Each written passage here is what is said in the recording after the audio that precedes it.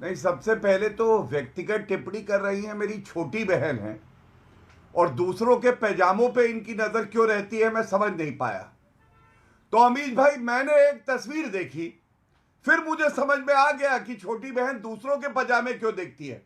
ये देखिए, लालू प्रसाद यादव हैं, ये कुर्ते के नीचे कुछ पहने हैं कि नहीं, और एक महिला बैठी हुई है सामने। अरे अच्छा, इसलिए आरजेडी में लालू प्रसाद यादव केवल कुर्ता पहने या नीचे कुछ नहीं पहने, मुझे नहीं पता, वो अब मेरी छोटी बहन बताएंगी। हो सकता है आरजेडी में ट्रेनिंग ऐसे ही देते हो कि कुर्तों के नीचे झांको। ये चुनाव का आज मुद्दा है कि कंचना यादव को बताना है कि किसके कुर्ते के नीचे शॉर्ट है, पजामा है या कुछ नहीं है। अच्छा नहीं लगता, लेकिन ठीक है, ये आरजेडी की संस्कृति है, लालू प्रसाद यादव ने शुरू करी है। भैया पूरा देर देखा था।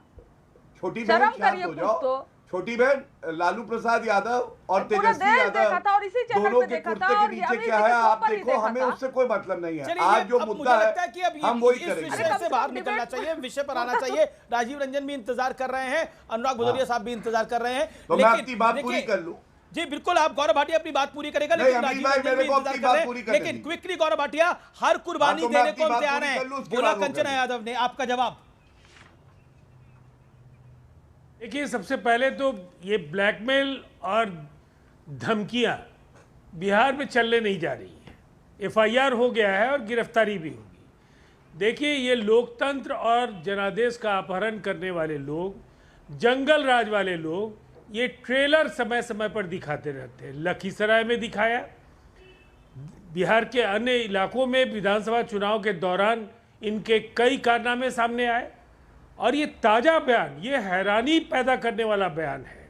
ये जिसका लोकतंत्र पे यकीन होगा, जिसका संविधान में यकीन होगा, वो ऐसे बयान कैसे दे सकता है? आपके पैनल में अभी पप्पू यादव बोल रहे थे, अगर निर्वाचन आयोग निष्पक्ष नहीं होता तो कंचना यादव की पार्टी ने भी उनको सिंबल के लायक नहीं समझा था। और जहां राहुल गांधी का वो नाम लेते हुए थकते नहीं हैं, राहुल गांधी ने भी उन्हें धक्के मार करके किनारे कर दिया। और इंडिपेंडेंट लड़े पप्पू यादव, चुनाव जीत करके आए। ये निर्वाचन तंत्र की निष्पक्षता का इससे बड़ा प्रमाण क्या हो सकता है कि पूरे बिहार में हम 30 सीटें जीत रहे थे 40 में, लेकिन एक सीट ऐसी थी जिसमें किसी पार्टी का सिंबल नहीं होने पर भी पप्पू यादव जीते। यही है चुनाव आयोग की निष्पक्षता का सबसे बड़ा प्रमाण। और जहां तक चुनाव का सवाल है, इन्हें अपनी पार्टी के नेताओं से फीडबैक मिल चुका है। मैं एग्जिट पोल्स की विश्वसनीयता पर बहस नहीं करूंगा, लेकिन इतनी बात तय है कि जो हमारा फीडबैक है उसके आधार पर हम कह सकते हैं। और जो इन्हें मिला फीडबैक, एग्जिट पोल सही हो गलत हो अलग बात है, कल नतीजों में आप जीतो या राजद जीत के आए वो अलग बात है।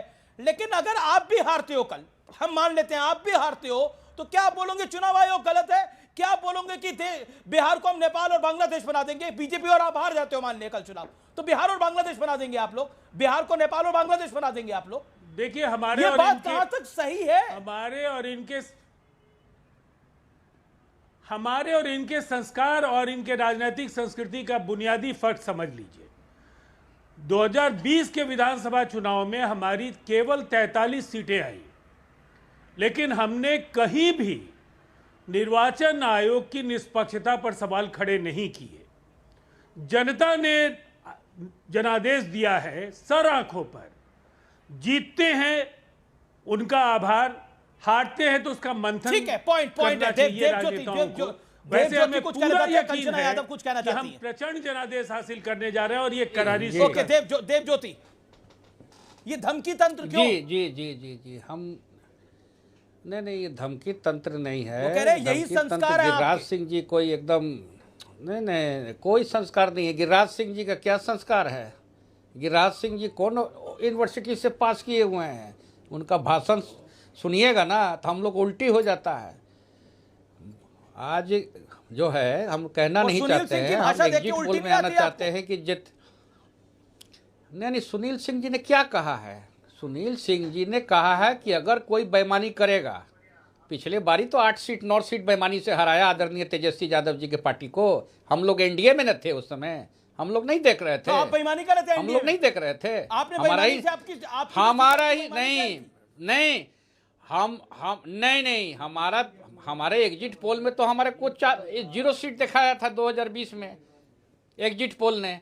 तो हमारे ही वीआईपी पार्टी के 4 सीट के ताकत से ना आदरणीय नीतीश कुमार जी के सपोर्ट में बैसाखी में सरकार बनी बिहार का।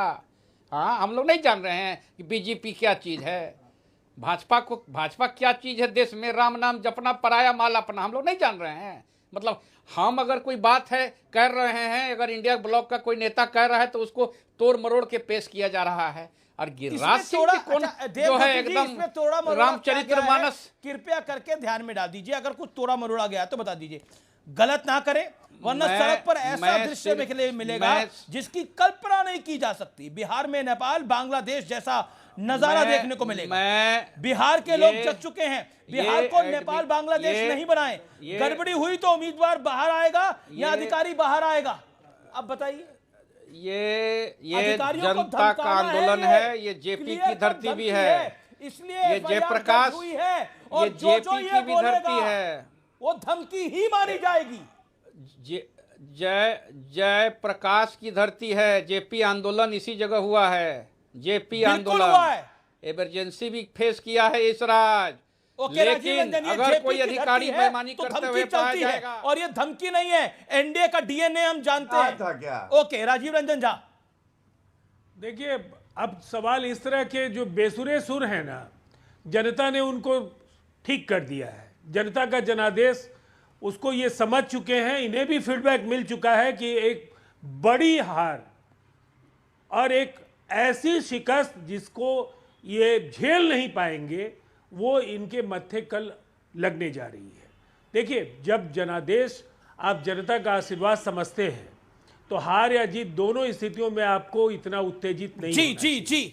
आपके भरोसे का आधार जनता है और जनता ने तय कर लिया कि आपको मौका नहीं मिलेगा, इसलिए कि आपसे जो गलतियां हुई हैं उसका दोहराव, इतिहास का दोहराव बिहार की जनता नहीं चाहती।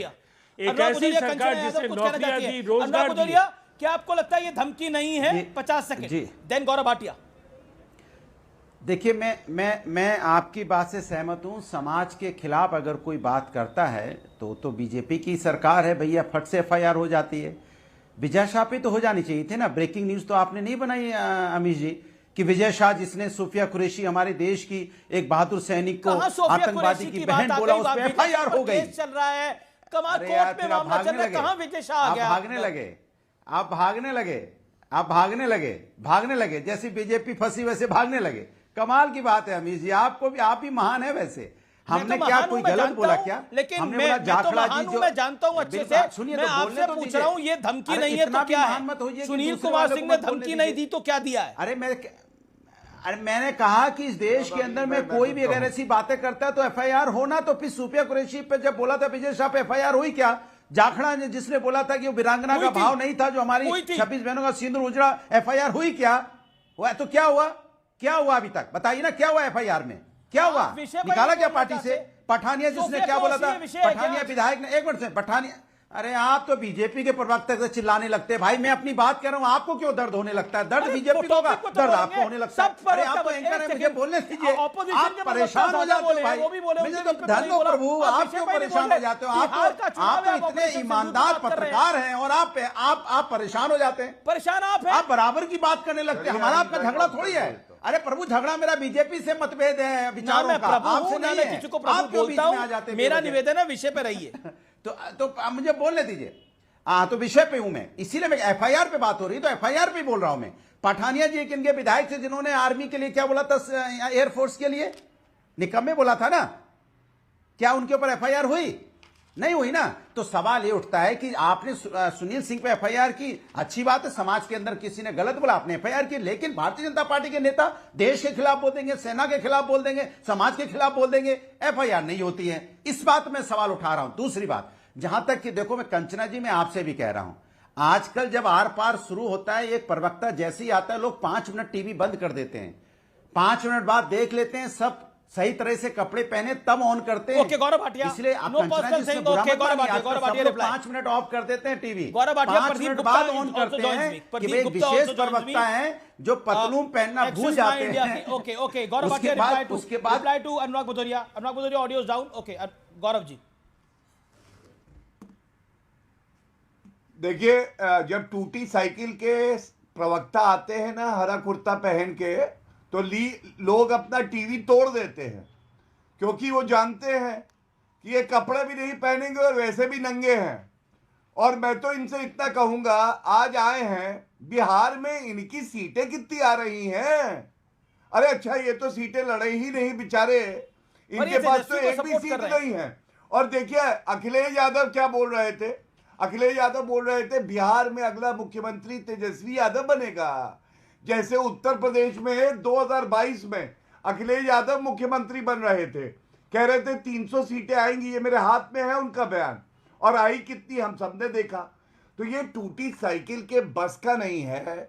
ये लोग क्या करेंगे? आतंकियों के साथ खड़े रहेंगे, ये खड़े रहेंगे जितने घुसपैठिए हैं उनके साथ। अरे आज मुद्दा ये है कि एनडीए 5 पांडवों की तरह धर्म के रास्ते पे चलते हुए अगली सरकार बना रही है। और कल ये जो हरे कुर्ते वाले नंगे प्रवक्ता घूम रहे हैं टूटी साइकिल में, बीजेपी के अखिलेश यादव अपने जूते उठवाता है, बता दीजिए, ये लोग कल दिखाई नहीं देंगे। घुसपैठिए चले गए हैं। अरे तुम कौन हो? 2 कौड़ी की तुम्हारी हैसियत, कितनी सीटें लड़ रहे हो बताओ? तुम बताओ कितनी सीटें लड़ रहे हो बिहार में? तुम्हारी औकात क्या है? जहां से तुम लोग निकलते हो लोग थूकते हैं, मालूम है तुम्हें? तुम्हारे ऊपर लोग थूकते हैं, और मैंने तो देखा है थूक के कहते हैं थूक में भी खराब हो गए। तुम्हारे जैसे लोगों को देख करने लग गए, आ गए ना। अरे तुम्हारी कितनी सीटें आएंगी बताओ? भाषा ठीक करिए आप लोग। भाषा नहीं आती। अरे भगोड़े कहीं के, भगोड़े कपड़े पहन के बैठे। एक बार ये अनुराग भदौरिया चुनाव में निकले थे, तो एकदम से पता चला तो आपकी कह भाषा रहे भी हैं कि वैसी हो बारिश गई। हो रही है, तो लोगों ने बताया ओके, कि you made Janata your point. थूक रही है तुम पे, जमानत जब्त हो गई बेचारे की। हो गया, ठीक है, हो ठीक गया, है, हो ओके। गया। Kanchana Yadav wants to say something, Pradeep Gupta wants to say something. Pradeep Gupta, आपने कल एग्जिट पोल क्या करा? एमएलसी आरजेडी के कह रहे हैं कि एग्जिट पोल में एनडीए को जिताने की कोशिश है। बिहार के लोग जग चुके हैं, अगर बिहार को नेपाल और बांग्लादेश नहीं बनाए, और अगर कहीं गलती होती है तो बिहार में नेपाल और बांग्लादेश जैसा नजारा दिखेगा जिसने किसी की कल्पना भी नहीं करी होगी। बताइए, कल एग्जिट पोल आपने क्यों दिखाया? ये तो लॉ एंड ऑर्डर की दिक्कत हो गई है। अमित भाई, ऐसा है कि मैं किसी भी पॉलिटिकल नेताओं के उस पे वक्तव्य पे कमेंट कभी नहीं करता हूँ। उनको जो सूट करता है वो कहते हैं और वो खुश होता है। जहां तक सवाल है कि हमने एग्जिट पोल किया है, एग्जिट पोल के मायने हमारे नजरिए से और करीब करीब सभी के नजरिए से एक होते हैं। कल जब इलेक्शन कमीशन में रिजल्ट आएंगे उस पे आपको नंबर, सीटें, कौन जीत रहा हार रहा तो मिल जाएगा जी। उसमें ये कतई नहीं मिलेगा कि जिसने भी जिसको वोट किया है वो क्यों किया है। अमुक डेमोग्राफी, आप एज की बात कर लीजिए, जाति की बात कर लीजिए, समुदाय की बात कर लीजिए, व्यवसाय के हिसाब से बात कर लीजिए, महिला पुरुष के हिसाब से बात कर लीजिए, किसने किसको किस तरीके से वोट किया है और किसने किस विषय मुद्दे के ऊपर वोट किया है, ये सारे के सारे सवालों के आपकी नजर के अंदर अगर मैं समझने की कोशिश करूं, आपको क्या लगता है एनडीए का नंबर कितना रहेगा, महागठबंधन का नंबर कितना रहेगा? एनडीए का हमारी रेंज है 121 टू 141, मिड पॉइंट है 131 फॉर एनडीए। ओके। जहां तक गठबंधन का सवाल है 98 से 118 उसका मिड पॉइंट है, करीब करीब 110 के आसपास। तो हमारे हिसाब से, हमारे आकलन के हिसाब से तो इसके इर्द गिर्द नंबर रहने चाहिए। सिंगल लार्जेस्ट पार्टी कौन बन रहा है आपके हिसाब से, आरजेडी या JDU? Single largest party Amit भाई, उसको वैसे देखा जाना चाहिए आरजेडी ही बनेगी, क्योंकि 143 सीटों पे वो चुनाव लड़ रहे हैं। उसके उलट बीजेपी और जदयू 101 सीटों के ऊपर चुनाव लड़ रहे हैं। तो स्ट्राइक रेट कितना भी हो उसको एक्सीड कर पाना, जो हमारे आंकड़े हैं कम से कम उसके अनुसार, तो वो संभव नहीं लगता। तो आरजेडी स्वाभाविक है कि पहली पार्टी बनेगी, क्योंकि सीटें इतनी ज्यादा। ओके, एक सवाल है, कंचना यादव हमारे साथ हैं, आरजेडी की spokes person. Kanchana, exit poll तो होते ही हैं, हर चुनाव में एग्जिट पोल होते हैं, कई बार सही निकलते हैं, कई बार गलत निकलते हैं, तब भी उनको कसौटी पे कसा जाता है, सही निकलते हैं तब भी कसौटी पे कसा जाता है। तो एग्जिट पोल से दुश्मनी क्यों? नहीं, सुनिए ना अमित जी, क्योंकि मैं कल से नहीं सुनिए अमीर जी, कल से मैं प्रदीप गुप्ता जी के जो ओपिनियन एग्जिट पोल आया है उस पर डिबेट कर रही हूँ। शायद पहली बार ऐसे रूबरू होने का मौका मिल रहा है, तो मैं इनसे यही बस पूछना चाह रही हूँ कि हमारे जो रेंजेस दिए हैं आपने, जो आपके डेटा में आया हुआ है आरजेडी के लिए, उतनी ही सीटें कैसे आई जितना हम पिछली बार जीते थे? कांग्रेस के लिए रेंज उतना ही है जितना कांग्रेस पिछली बार जीती थी, और सीपीआईएमएल के लिए भी रेंज उतना ही है जितना उसने पिछली बार जीती थी। अच्छा सवाल और एनडीए में जब थे मुकेश सहनी जी, उनका रेंज उतना ही है 3 से 5 जितना वो पिछली बार जीते थे। तो क्या ये बहुत ज्यादा संतुलन बनाने के चक्कर में तो आपने ऐसा नहीं दिया? हमारा कोई आपसे दुश्मनी नहीं है, बस मेरा एक क्वेश्चन है नहीं, दुश्मनी किसी के लिए सवाल है, स्वाभाविक है, सवाल है, अच्छा सवाल है। किसी से नहीं हो सकता। देखिए कल रिजल्ट आ जाएगा 14 को, बिल्कुल कल सुबह 7 बजे से हम यहीं बैठे होंगे और लगातार पूरा दिन बैठे रहेंगे। ओके प्रदीप गुप्ता। कंचना जी आपने बहुत वाजिब सवाल किए हैं, बहुत अच्छे सवाल हैं। अब मैं कोशिश करता हूं उसके जवाब देने की। देखिए, हम जब पिछले बार की बात कही आपने, पिछले बार से उसको कंपेयर करने की कोशिश की, तो आप ये देखिए राजनीतिक परिदृश्य पिछले बार और आज के समय में क्या है। आप पाएंगे पिछली बार एलजेपी, एनडीए की थोड़ी देर के लिए पहले बात कर लेते हैं। एलजेपी ने चुनाव लड़ा था अलग से और करीब करीब सभी जेडीयू के अगेंस्ट उन्होंने उम्मीदवार खड़े किए थे, बीजेपी के अगेंस्ट नहीं खड़े किए थे, और उन्होंने 6% मतदान उनको हुआ, उनको मिले मत। दूसरी बात, आपके जो आपके गठबंधन के पात्र जो है मुकेश सहनी जी की वीआई पार्टी ने एनडीए के साथ चुनाव लड़ा था और उनको 2% मत प्राप्त हुए। इस बार वो गठबंधन के साथ चुनाव लड़ रहे हैं। अब हुआ ये है कि ये जो अर्थमेटिक, आपका ही जवाब देने की कोशिश कर रहा हूं मैं। जी 6% वहां जुड़ गए, जिसमें 2% मुकेश सहनी जी लेके चले गए, तो 4 बचे प्लस एनडीए के पास। अब हुआ यह है कि इस बार प्रशांत किशोर की नई पार्टी आई, जिसको हमारे पोल में 4% मिलते दिख रहे हैं। उस 4% में से भी 75% वोट जो है ऊंची जाति के उनको मिलते जुल रहे हैं, जो कि एनडीए का वोट होता है, जो कि 3 पॉइंट जो है एनडीए से वो लेके जा रहे हैं, और 1 पॉइंट जो उनका आ रहा है, आधा आ रहा है महागठबंधन के तरफ से और आधा आ रहा है जो अन्य लोग चुनाव लड़े थे, जिनका की मत शेयर करीब 18% था, 6 अलग कर दीजिए एलजेपी का, तो वो उसको वहां से मिल रहा है। तो कुल मिला के लब्बो लबाज ये हुआ कि नेट जो है गेन एनडीए को करीब करीब 1% का होता हुआ दिख रहा है, और बाकी स्थिति करीब करीब वहां के आसपास रहते दिख रही है, जो कि आपको सीटों के लिहाज से नजर है। ओके कंचना, एक मेरा पॉइंट है कि अब आप देखिए एक मेथोडोलॉजी एक्सप्लेन कर रहे हैं, वो बता रहे हैं कि क्यों आप कम हैं या एनडीए ज्यादा है। मेरा हम्बल पॉइंट ये है, और इसको आप इत्मीनान से इसका जवाब दीजिए, धमकी क्यों, धमकीबाजी क्यों? अरे आप सुनिए ना, अभी प्रदीप गुप्ता इन्होंने सारा लब्बो लुबाब बताया, लेकिन इसमें इन्होंने एक पॉइंट छोड़ दिया आईपी गुप्ता जी को। आईपी गुप्ता जी क्लेम करते हैं कि 70 से 80 लाख वोटर्स जो हैं उनके समाज के हैं, और वो हमारे साथ इस बार अलायंस में रहे और हर साथ में रहे। क्या उनके वोटर्स जो वो कंसीडर किए गए हैं? और ये माना जाता था ट्रेडिशनली, आप ही लोग मानते थे कि वो वोटर्स जो है वो एनडीए में जाते थे, लेकिन इस बार आईपी गुप्ता जी हमारे साथ हैं, अलायंस के पार्टनर हैं। और सबसे अहम बात है कि इस बार वोटिंग परसेंटेज सारा रिकॉर्ड तोड़ चुका है, और युवा सबसे ज्यादा वोट किए हुए हैं। हालांकि उसका आंकड़ा जो इलेक्शन कमीशन ऑफ इंडिया नहीं देता, तो खासकर ये कास्ट समीकरण इतना उनके पास जाती है, उतना इसके पास जाती है। इस बार का चुनाव, प्रदीप गुप्ता जी, जो मेरा असेसमेंट है वो ये है कि इस बार का चुनाव जाति समाज सबसे ऊपर उठ के है, और खासकर बेरोजगारी का आपके उसमें मैंने देखा लिस्ट में जाति और समाज उठ के है। ओके, आप ये कह रही हैं, मैं फिर आता हूं, मैं एक सेकंड आप ये कह रही है, गौरव भाटिया भी कुछ कहना चाहते हैं। प्रदीप एक संक्षेप में, कल आपको लगता है एग्जिट पोल सही होंगे, या आपको लगता है कि ऊंट किसी और करवट बैठ सकता है? मुझे तो पूरा उम्मीद है कि एग्जिट पोल के आकलन के मुताबिक ही परिणाम आएंगे। जैसे कि कंचना जी ने कहा, बिल्कुल 2 स्थितियां जो हैं बिहार में जो भिन्न हुई है, जो